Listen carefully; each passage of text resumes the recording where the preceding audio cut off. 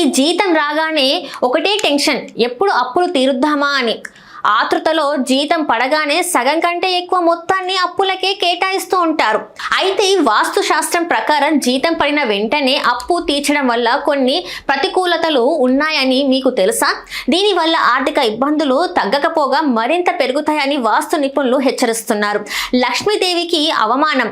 హిందూ ధర్మం ప్రకారం సంపదనను లక్ష్మీ స్వరూపంగా భావిస్తాం. జీతం రాగానే ఆ డబ్బును శుభకార్యాలకు, ఇంట్లో అవసరాలకు వాడకుండా నేరుగా వాడి చేతిలో పెట్టడం అంటే వచ్చిన లక్ష్మిని గౌరవించకుండా బయటకు పంపడమే అని అర్థం. దీని వల్ల ఇంట్లో ధన ప్రవాహం తగ్గిపోతుంది. శూన్యం. హస్తం వద్దు. జీతం పడిన మొదటి రోజే మీ అకౌంట్ లేదా జేబు ఖాళీ కాకూడదు.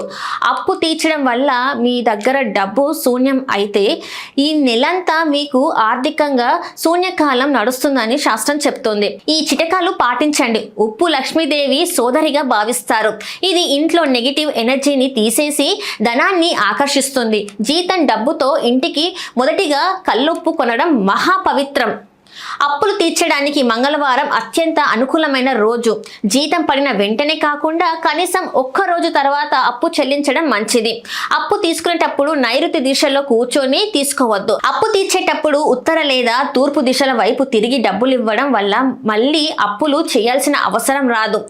జీతం డబ్బును ఇంటికి తెచ్చాక మొదట ఇంట్లోని పూజ గదిలో లేదా బీర్వాలో కొద్దిసేపు ఉంచండి. ఆ డబ్బుకు పసుపు కుంకుమ అద్ది నమస్కరించుకోవడం వల్ల ధన వృద్ధి కలుగుతుంది. అప్పు తీర్చడం ధర్మమే, కానీ అది మీ ఆర్థిక మూలాలను దెబ్బతీయకూడదు.